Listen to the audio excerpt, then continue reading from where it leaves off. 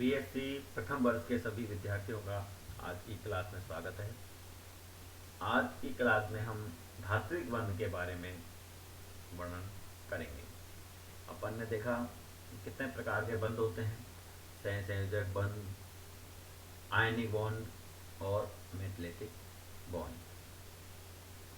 दो समान लेकिन कम विद्युत ऋणता वाले तत्वों के परमाणु के मध्य का बंध धात्विक बंध कहलाता है। मतलब धातु, अपन सिंपल भाषा में देखें तो धातुओं और धातुओं के बीच में जो बंध पाया जाता है वो धात्विक बंध कहलाता है। प्लस और धनायन सॉरी धनायन तथा ऋणायन के बीच में जो बंध पाया जाता है वह कहलाता है आयनिक बंध। जैसे कि NaCl, Na क्या है, धनायन है, और Cl क्या है, ऋणायन है, वह क्या कहलाएगा, आयनिक बंध। इसी प्रकार ऋणायन ऋणायन के बीच में जो बंध पाया जाता है, माइनस माइनस के बीच में जाता है, वह सहसंयोजक बंध कहलाता है। जैसे Cl2, वह क्या कहलाएगा, Cl2, Cl और Cl दोनों ही क्या है, ऋणात्मक है, वह कहलाता है सहसंयोजक बंध। उसी प्रकार से धात्विक बंध की सामान्य परिभाषा है। अपन सामान्य तौर पर अगर समझने के लिए अपन इसका ध्यान दें तो धातु और धातु के बीच, जैसे Li2, B2, B क्या है, धातु है, और 2 मतलब Bb, बोरोन बोरोन कोई भी जो है मेटल है, Mg2, Mg और Mg के बीच में जो बॉन्ड है वह धात्विक बंध कहलाता है। मतलब धातुओं के बीच में जो बॉन्ड बनता है वह धात्विक बंध कहलाता है। धातु परमाणु के मध्य का वह विशिष्ट बंध जो न तो शुद्ध आयनिक प्रकृति का होता है, न तो क्या कहते हैं आयनिक प्रकृति का होता है, न ही शुद्ध सहसंयोजक प्रकृति का होता है, जबकि दोनों प्रकार के बंधनों से मिलता जुलता धात्विक बंध कहलाता है। धात्विक बंध को समझने के लिए निम्न सिद्धांत दिए गए। सबसे महत्वपूर्ण सिद्धांत है बैंड थ्योरी। तो पहला है मुक्त इलेक्ट्रॉन सिद्धांत। इसी प्रकार के अलग 2-3 सिद्धांत हैं, उसमें सबसे महत्वपूर्ण है बैंड थ्योरी, बंध सिद्धांत। सबसे पहले अपन फ्री इलेक्ट्रॉन थ्योरी के बारे में अपन अध्ययन करेंगे। यह सिद्धांत 1900 में डूंड तथा प्रतिपादित किया गया तथा 1916 में लॉरेंज द्वारा विकसित किया गया। तो इसी सिद्धांत को दोनों साइंटिस्टों के नाम के आधार पर डूडे लॉरेंज सिद्धांत भी कहा जाता है। इसके अनुसार क्रिस्टल का प्रत्येक परमाणु अपने समस्त संयोजकता इलेक्ट्रॉन खोकर धनायन बना लेते हैं। इसको आप समझने की कोशिश करना। इसमें क्या कहलाता है, क्रिस्टल का प्रत्येक परमाणु अपने समस्त संयोजकता इलेक्ट्रॉन, संयोजकता इलेक्ट्रॉन क्या होता है, बाहर वाले इलेक्ट्रॉन खोकर धनायन बना लेते हैं, और ये धनायन परस्पर एक निश्चित दूरी पर स्थित हो जाते हैं। इन परमाणुओं से निकले हुए समस्त इलेक्ट्रॉन इन धनायनों के चारों ओर एक जलाशय अथवा गैस की भांति फैल जाते हैं। इसलिए इस सिद्धांत को इलेक्ट्रॉन पूल और इलेक्ट्रॉन गैस थ्योरी भी कहा जाता है। क्यों कहा जाता है, इससे जो इलेक्ट्रॉन निकलते हैं धनायनों के चारों ओर, परमाणु से निकले हुए समस्त इलेक्ट्रॉन जो इलेक्ट्रॉन निकलते हैं वो धनायन के चारों ओर एक गैस की भांति फैल जाते हैं। जैसे गैस फैलती है कमरे में, उस तरीके से ये इसको घेर लेते हैं और फैल जाते हैं जलाशय के अंदर तरीके से। इसलिए सिद्धांत को इलेक्ट्रॉन फ्यूल थ्योरी व पूल थ्योरी व इलेक्ट्रॉन गैस थ्योरी भी कहा जाता है। जिस प्रकार एक जलाशय में, एक जलाशय किसे कहते हैं, एक छोटा सा तालाब, तालाब को एक जलाशय कहते हैं, जिसमें जल के मुक्त अणु जलाशय में एक सिरे से दूसरे सिरे तक विचरण करने के लिए स्वतंत्र होते हैं। मतलब ये पानी का जो अणु है वो एक सिरे से तालाब में दूसरे सिरे तक जा सकता है। उसी प्रकार यह मुक्त इलेक्ट्रॉन धात्विक क्रिस्टल में एक सिरे से दूसरे सिरे तक स्वतंत्रता पूर्वक आ जा सकते हैं। जो इलेक्ट्रॉन अभी जो गैस की भांति फैले हुए थे धनायनों की ओर, तो ये एक जगह से दूसरे सिरे तक स्वतंत्रता पूर्वक फ्री रूप से आ जा सकते हैं। इस सिद्धांत के अनुसार धात्विक बंध को निम्न प्रकार से परिभाषित किया गया है। धात्विक ठोस धनायनों का वह झुंड है, आप समझने की कोशिश करना है इसको, जो धात्विक ठोस है धनायनों का वह झुंड है जो गतिशील इलेक्ट्रॉन के द्रव्य मतलब अथवा समुद्र, मतलब किसका है, धात्विक ठोस धनायनों का वह झुंड है जो गतिशील इलेक्ट्रॉन के द्रव अथवा समुद्र में व्यवस्थित ढंग से डूबा हुआ है। मतलब समुद्र किसका है, इलेक्ट्रॉनों का। इलेक्ट्रॉनों का समुद्र की तुलना किसे कही है, इलेक्ट्रॉनों जो गतिशील इलेक्ट्रॉन है उसके अंदर धनायनों का एक झुंड है, वो व्यवस्थित ढंग से डूबा हुआ है। वह बल जो इन धनायनों को इलेक्ट्रॉन के सागर में बांधे हुए रखता है वह धात्विक बल कहलाता है।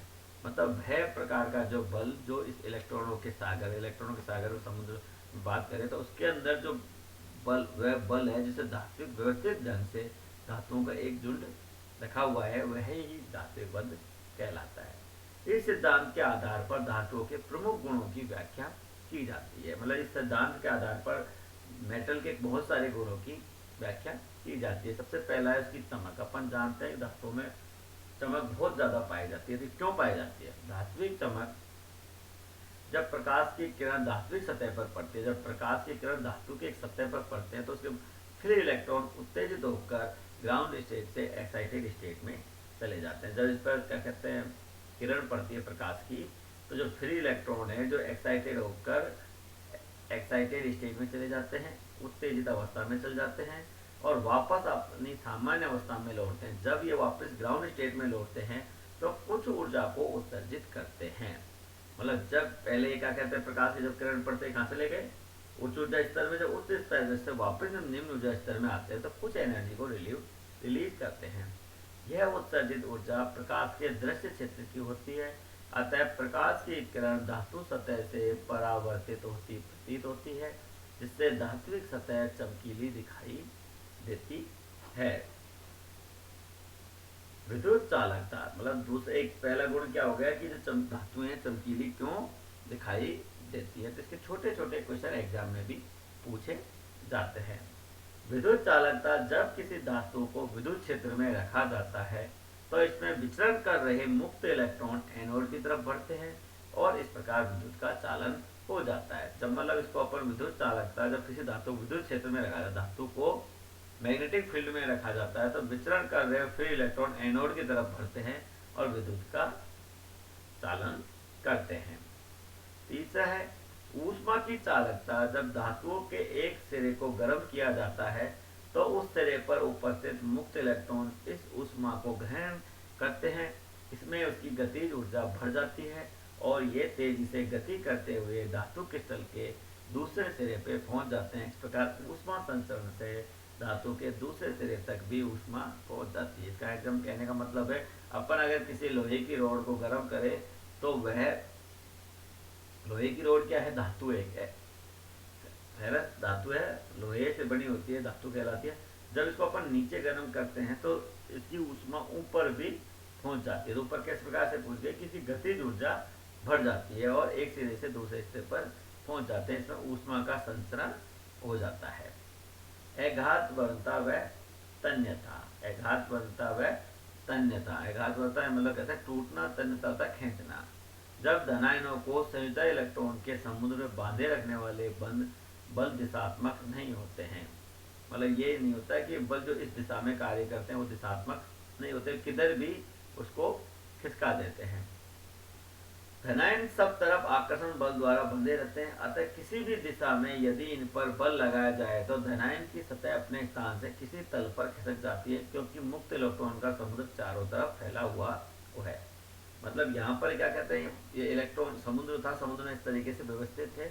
जलाशय के अंदर माने तो जलाशय में अपन पानी की तुलना किससे कह रहे हैं, फ्री इलेक्ट्रॉन के अंदर ये व्यवस्थित थे। जब यहाँ पर बल लगाया गया तो ये थोड़ा सा आगे खिसक गया, क्योंकि इसके इलेक्ट्रॉन सभी जगह से स्थित होते हैं, खिसक गए। अब नई स्थिति में भी धनायन पुनः मुक्त इलेक्ट्रॉन द्वारा घिरकर धातु बंधन के पूर्व के भांति आ जाते हैं। मतलब यहाँ पर भी घिस गए तो फिर यहाँ भी इलेक्ट्रॉनों के द्वारा घिर जाते हैं।